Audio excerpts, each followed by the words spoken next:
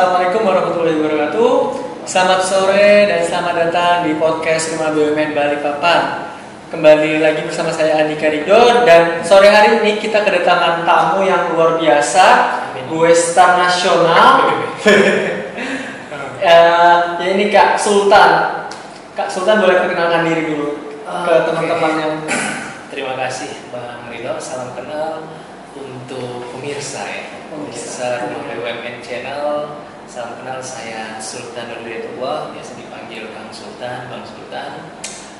Salah satu pemuda dan masyarakat Kota Balikpapan. Aktivis. Ya, bisa dikatakan mencoba untuk produktif untuk pemuda khususnya. Terima kasih Kak Sultan sudah datang di Rumah BUMN Balikpapan. Ya. Dan di mana Rumah BUMN Balikpapan ini menyiapkan beberapa program, salah satunya adalah Basecamp Milenial dan Coworking Space seperti ini. Mungkin nanti teman-teman dari luar yang mau kolaborasi dengan Rumah BUMN bisa ke sini, langsung datang aja, nanti tinggal didata aja seperti biasa. Ya, sebenarnya saya punya kesan menarik nih awal masuk sini Bang. Apa kesan menarik? Jadi sesuai dengan namanya, kita mengambil kata rumah kan ya, rumah BUMN. Jadi pas saya masuk memang ini ternyata rumah. Biasa kan orang kalau buat workshop gitu kan, itu kayak ruko-ruko atau kayak kantor-kantor atau bahkan kayak jualan-jualan. Tapi betul-betul di sini banyak sekali produk-produk lokal yang ditata dan temanya tidak lepas dari rumah. Nah, makanya ini menarik ke sini. Makanya pertama kali ke sini, wah keren banget. Dari depan pintu udah disambut dengan berbagai macam produk-produk Balikpapan, baik makanan, produk-produk pakai. Ya keren lah. Ini salah satu tempat yang akan membuat teman-teman penasaran dan punya keinginan untuk bisa hadir di Rumah BUMN. Lokasinya kasih tahu dong Bang. Berada di Jalan Brigjen Eri Suparjan nomor 11 Landasan. Kalau kita dari Taman Bekapai, Novotel naik aja nanti sebelah kiri. Di belakangnya Bekapai. Belakangnya Bekapai. Dan mungkin UMKM yang masih bergerilya di bawah untuk naik kelas nanti bisa kolaborasi juga dengan Rumah BUMN. Rumah BUMN. Dan nanti pastinya dikurasi terlebih dahulu Kak Sultan. Saya bingung mau bahas apa. Kak Sultan ini adalah pemuda pelopor tahun 2020 dan wirausaha muda dari tahun 2021 teman-teman. Mungkin kita akan capacity building yang saya akan tanyakan kepada Kak Sultan mengenai kapasitas pemuda Indonesia di tahun 2045 nanti. Kenapa sih harus dengan 2045? Kenapa nggak 2023, 2024, 2026? Wah iya betul. Kenapa harus 2045? Lama banget. Nggak tahun depan aja gitu. Nggak tahun depan aja. Bisa kan tahun ini ya. Ya Bang Ridho, sebelumnya terima kasih sudah mengenalkan ke pemirsa pemuda pelopor ya. Sebenarnya tadi kalau dikatakan pemuda pelopor itu di 2020 sifatnya mulia. Kalau kita katakan apresiasinya kayaknya udah keluarsa. Ini udah 2 tahun selanjutnya kan 2022. Tapi pada setidaknya substansi dari pemuda pelopor itu harus tetap didengar. Kita harus tetap mempelopori banyak hal, menginisiasi banyak program-program kontribusi ke masyarakat. Dan salah satu peloporan yang memang saya angkat ini, Bang Ridho, terkait isu kepemudaan dengan data yang kami terima. Jadi saya pengen mengawali diskusi ini, Bang Ridho, dengan sebuah data dari McKinsey Global Institute dari Amerika. Jadi McKinsey Global Institute ini mengatakan bahwa Indonesia di tahun 2045 akan menjadi negara ketiga terkuat di dunia. Jadi negara ketiga terkuat di dunia ini pemirsa adalah bukan sesuatu hal yang mudah. Kalau hari ini kita berpikir, saya tanya Bang Ridho, siapa negara nomor 1 di dunia ini menurut Bang Ridho? Masih Amerika. Amerika. Rata gitu. Kalau nggak Amerika, Cina. Kalau nggak Cina, Amerika, Rusia. Ya. Indonesia belum ada nih. Syukur-syukur kemarin kita menjadi presidensi G20 doang kan, tapi dari 20 negara besar, ekonomi besar. Nah, data McKinsey ini akan hadir di 2045 dengan 3 syarat Bang Ridho. Jadi syarat yang pertama adalah ekonomi Indonesia tidak boleh turun atau di bawah 5%. Nah, kalau sekarang ini kita masih di bawah 5%. Dari semua dunia, Indonesia ini dalam penyumbang kualitas ekonomi dunia, dia masih di bawah 5%. Kalau kita bahasakan maksudnya di bawah 5% itu simpelnya gini Bang Ridho. lebih banyak atau banyak pengusaha, tidak lebih banyak juga ya. Kalau semuanya pengusaha, siapa yang jadi karyawan ya? Jadi banyak wirausaha atau angka persentase wirausaha di Indonesia ini tinggi meningkat. Jadi lebih banyak pribadi-pribadi atau kelompok usaha yang sifatnya mandiri. Nah ini kita masih perjuangkan, makanya kalau kita lihat di beberapa kementerian kepemimpinan Pak Presiden Jokowi ini, baik itu di Menteri BUMN atau menteri-menteri seperti IKREK, menterinya Bang Sandiaga Uno itu, dia sangat lagi mendorong yang namanya industri kreatif. Ekonomi kreatif, sebuah industri yang baru saja menjadi value kita berkembang di Indonesia selain sumber daya alam ya, karena sumber daya alam kita juga termasuk air. Kenapa? Mineral batu bara mungkin iya, karena itu terbatas kan. Tapi yang namanya kreativitas tidak ada batasnya. Itulah kenapa ekonomi kreatif ini menjadi salah satu faktor bisa pendukung ekonomi Indonesia naik dan sebagainya. Itu yang pertama menurut McKinsey Global Institute. Yang kedua adalah kontes atau kondisi demokrasi dan politik di Indonesia ini bagus atau teratur.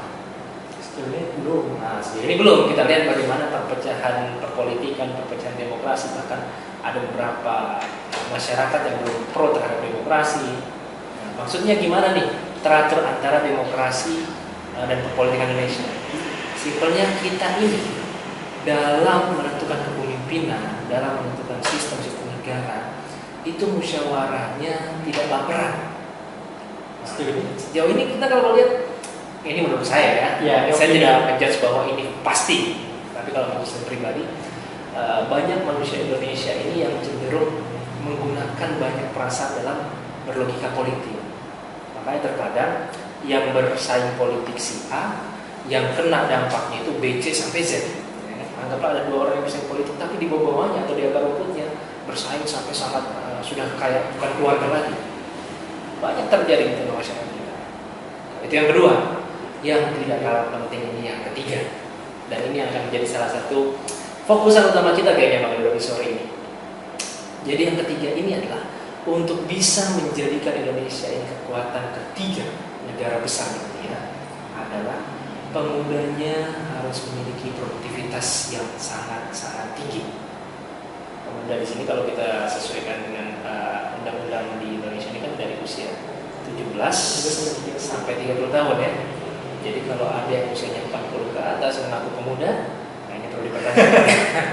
Karena pemuda, istilah pemuda ini komoditi Bang. Jadi kadang orang itu lebih dekat. Mungkin karena 40 tahun jiwanya masih muda. Kalau jiwa oke. Kita dukung lah kalau jiwa. Tapi kalau memaksakan diri jangan juga. Bang izin minum Bang. Ya, boleh. Ini kopi dari mana Bang? Kopi Gunung Dus 28. Jadi di rumah BMN ini selain bisa co-working, ada kopinya di sebelah. Gitu. Berarti ditanam di Gunung Dus itu Bang? Enggak ya. Mereknya aja dan produksinya.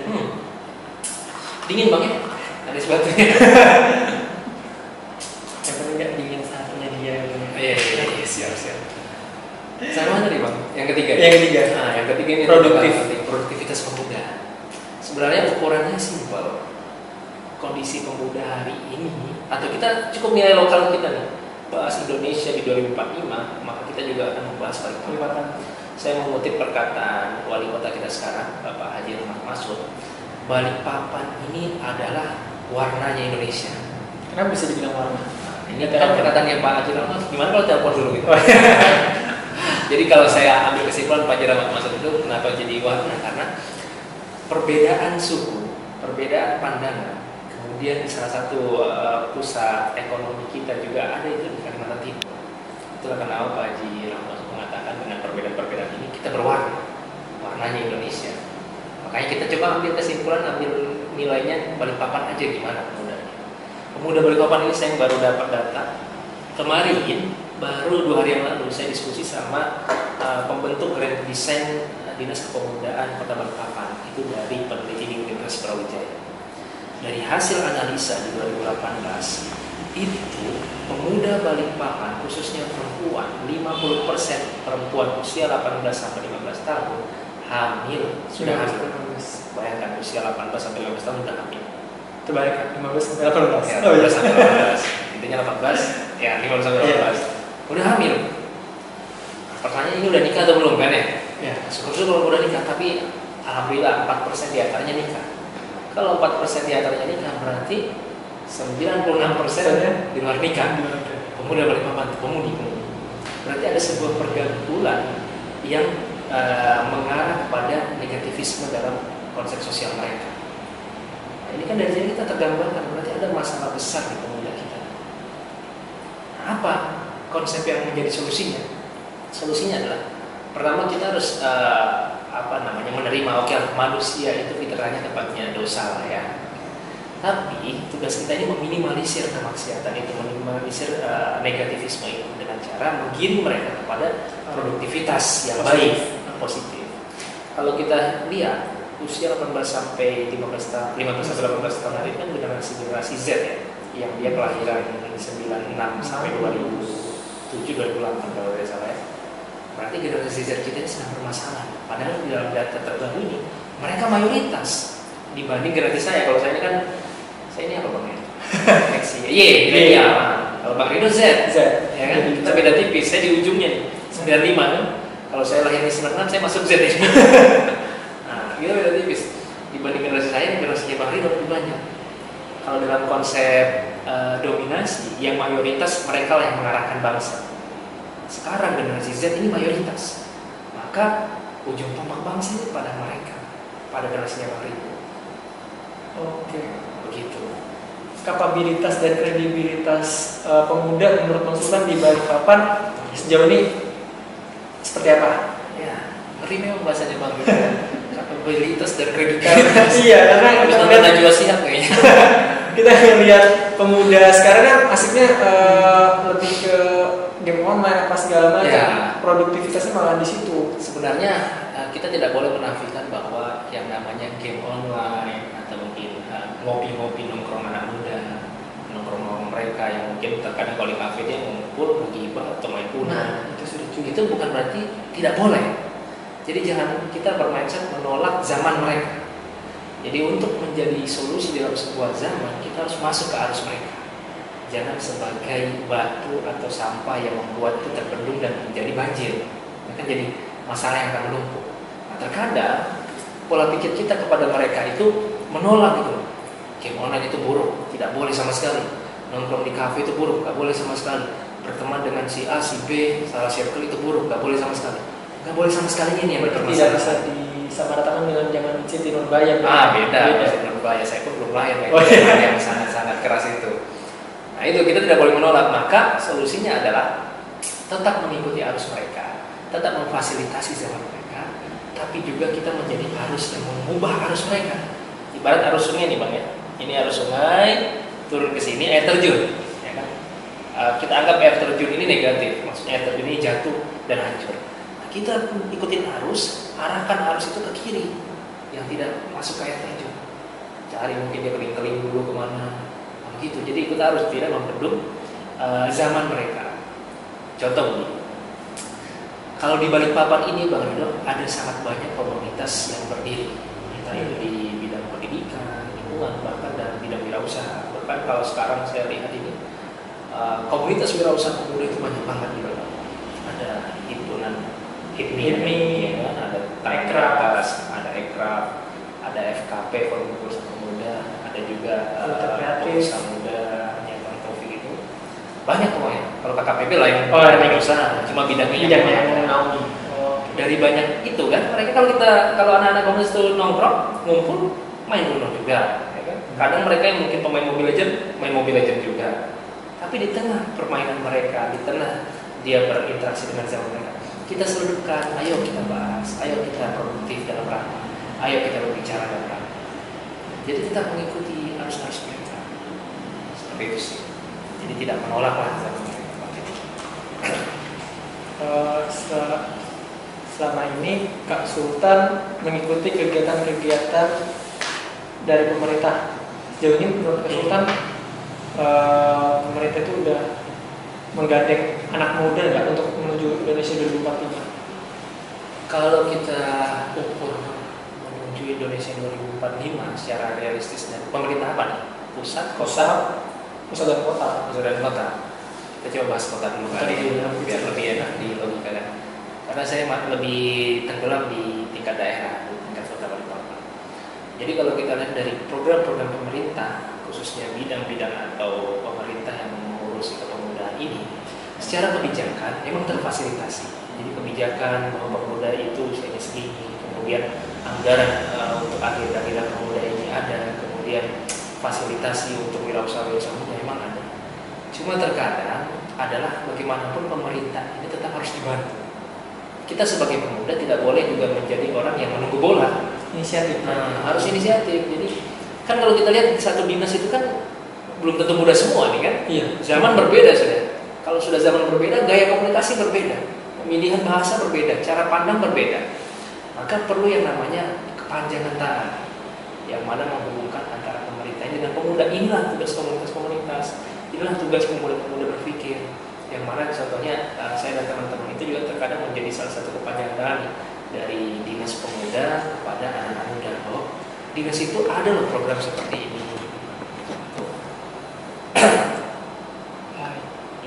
Mungkin untuk pemirsa di rumah, motivasi saran dari Kak Sultan untuk generasi Z, generasi milenial saat ini. Sebenarnya ada 5 skill yang sangat dibutuhkan oleh pemuda hari ini. Apa itu? 5 skill ini cukup panjang kalau kita bahas ya. Tapi diantaranya itu 3 yang terbesar adalah social skill, kemudian problem solver skill, problem solver, kemudian ada yang namanya system skill. Social skill adalah bagaimana pemuda itu sanggup berkomunikasi, sanggup menaruh dirinya di dalam forum apapun, sanggup melakukan lobbying, berani untuk bertanya. Ini penting nih. Ini untuk di era mendatang, apalagi kita ketemu 4.0, ini skill-skill yang dibutuhkan. Di 4.0 bukan lagi skill kita bisa menghitung, kita bisa membaca, kita bisa paham kimia. Tidak hanya itu, harus ada skill tambahan, soft skill gitu. Ya, soft skill. Kemudian ada lagi yang namanya tadi social skill, ada yang namanya system skill. System skill ini adalah sebuah skill yang mempengaruhi pola pikir kita untuk bisa cepat mengambil pendapat. Terkadang ada situasi ya, di mana kita itu diminta pendapat atau dibutuhkan pendapat kita dengan waktu yang sangat singkat. Kalau kita tidak punya banyak pengalaman dalam eksperimen kehidupan, kejadian-kejadian dalam hidup, tidak banyak ilmu, itu menjadi sulit. Tapi kuncinya apa? Perbanyak pengalaman, punya banyak jejaring organisasi, punya banyak dinamika kehidupan, punya pengalaman gagal, itu kan menjadi sebuah keemasan ketika kita ingin memecahkan masalah. Jadi kita belajar dari pengalaman, puzzle-puzzle dalam pikiran terkumpulkan, jadilah sebuah pernyataan pendapat. Yang terakhir yang penting yaitu problem solver. Jadi problem solver ini menganalisa sebuah permasalahan dari hulu ke hilir. Solusi terbaik adalah solusi yang lahir dari pemahaman masalah. Jadi kalau solusi itu lahir atau perkataan, sebuah jawaban itu lahir kalau tidak paham masalah, solusinya nggak relevan.